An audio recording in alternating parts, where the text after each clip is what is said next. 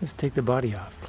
1 mount, 2 mounts, 3 and 4, 5 and 6, and way up front, 7 and 8.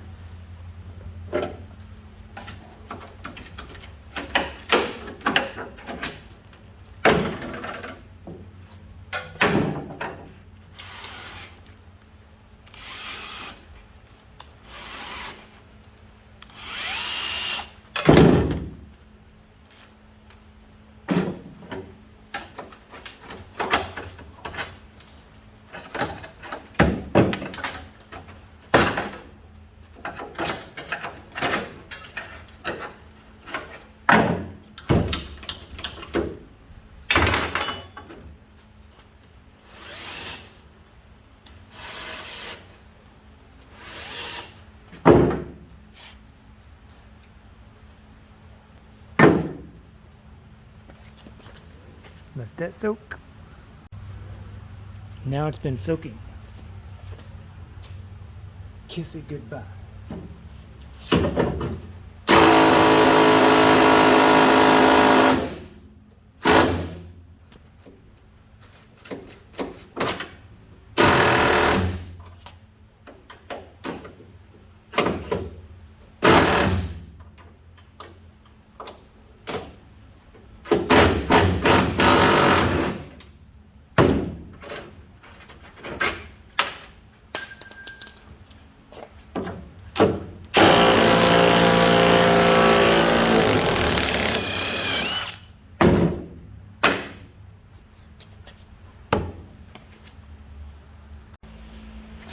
The front tube.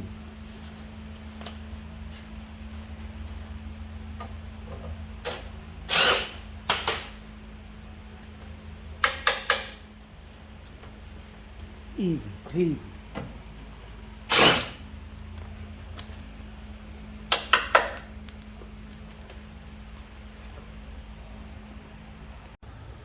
Ooh, the middle. 1, 2, 3, 4.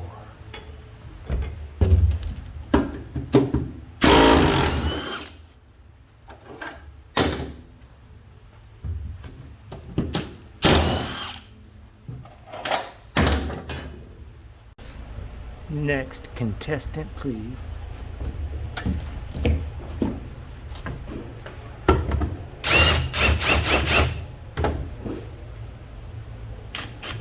Yep.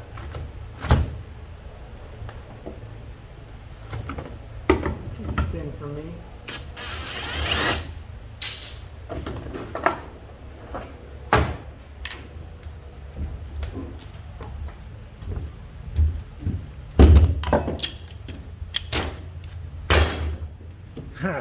The last one.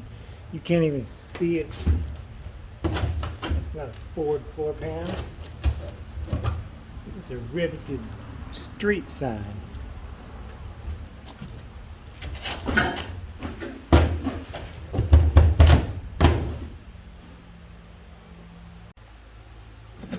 Looks like that riveted street sign is on top of some riveted mobile home siding.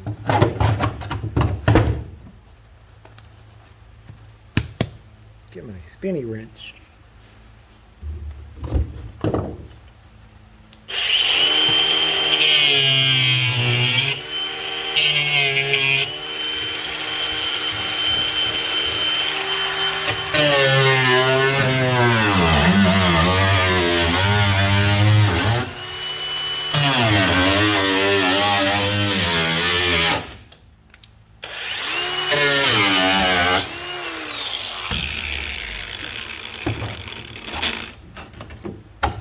Is it in there?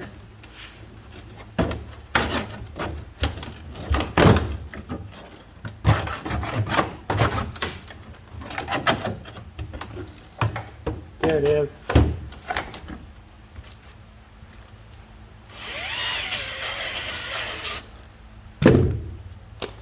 It's really holding the body on there, huh?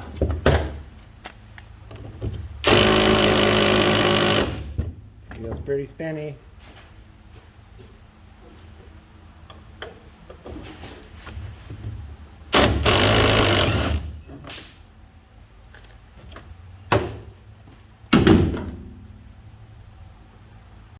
Okay, now all the body mounts are out. Got to take this off. The motor and transmission are going to stay on there while all this tub comes off. So I don't want parking brake cables or speedometer cables or radiator hoses or steering linkages, any of that stuff connected. So let's take it off. There. Okay, I'll be serious for a sec.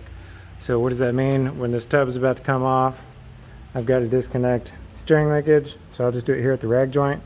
Just going to disconnect this steering shaft right there. Then the shift linkage. See when I jiggle that? The shifter is moving. So I'll pull that pin out and that rod comes out. Then we'll have speedometer cable and the parking brake cable. Obviously that goes through the floor and then to the rear wheels, so I don't want that on there. There might be a couple of wires, like maybe a ground wire going from the firewall to the engine. We got some heater hoses. The engine is going to stay on the frame. The body's coming up, but the heater is in there somewhere. So these are going to come off, which means I got to drain all the coolant because the radiator is going to come off with the tub and anything else that's connected under there. Now these two little tanks, these fuel tanks are going to stay on the frame, but the fill neck is going to have to separate, so I'll probably just pull the hose clamp off and let the neck come off of this hose for both tanks. As it turns out, a street sign is not enough to hold a Bronco together. I just put my lift under here and tried to pull the body off, and the front was going to hinge and separate from the cab, and the bed was going to hinge and separate from the cab. So I'm going to go ahead and chop it up.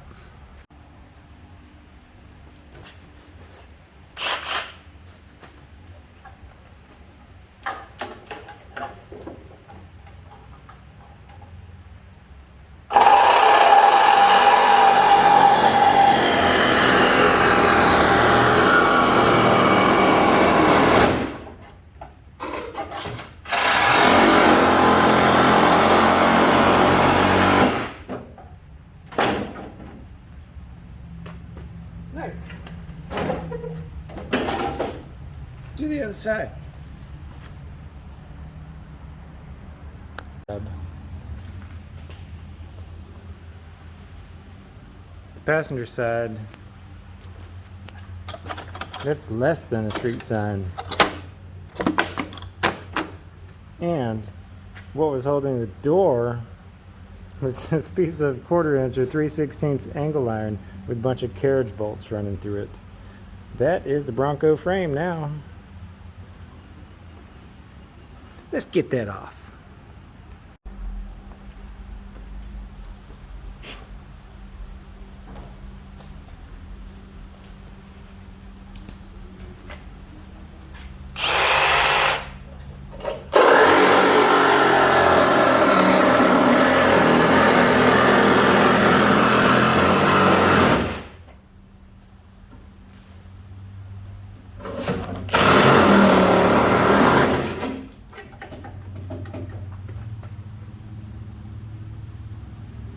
Now we're getting somewhere.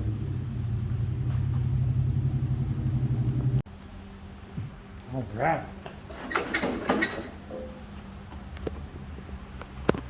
There's some pretty good wiring going on in here.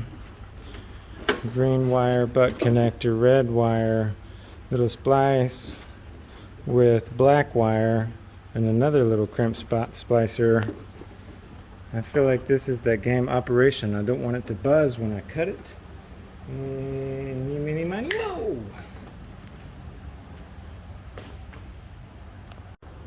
Oh yeah, had to put a little stress on that bolt.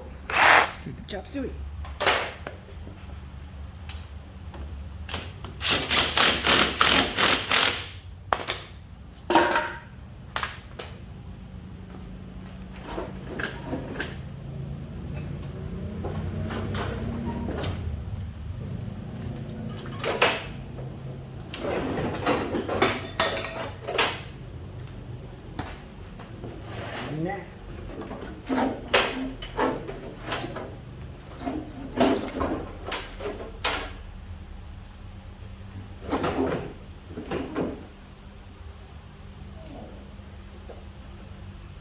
windshield washer lines.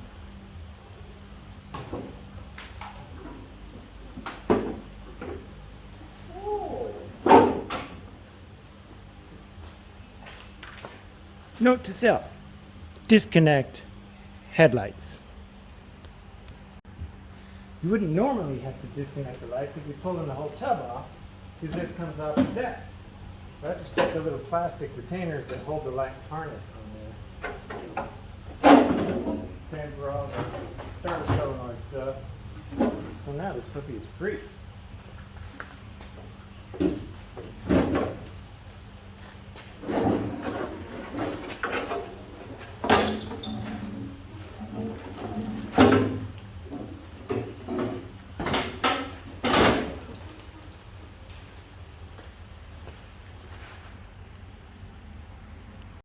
Okay, I'm going to see if I can pull the center of the cab with the bed in one go. I'm just going to wrap straps under it, put the lift over it. It's all free now.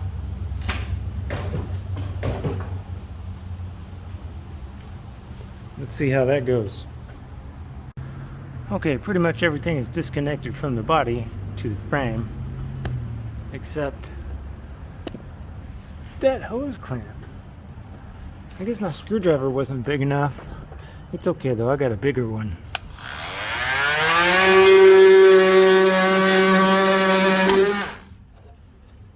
There, I like that screwdriver.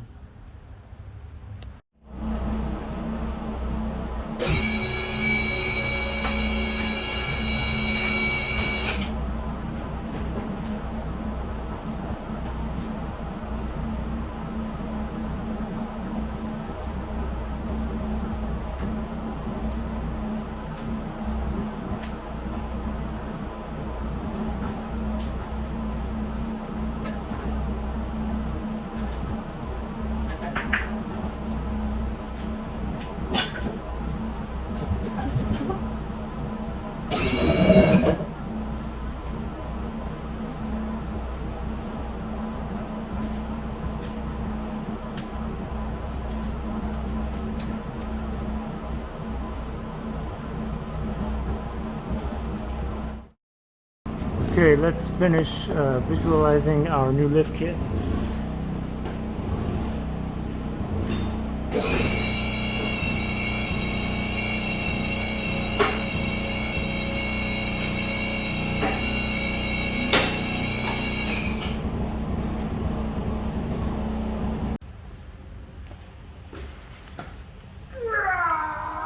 Holy moly! Nope. Let's mechanize this process. Okay, come along on the truck. Got me over the hump. Now,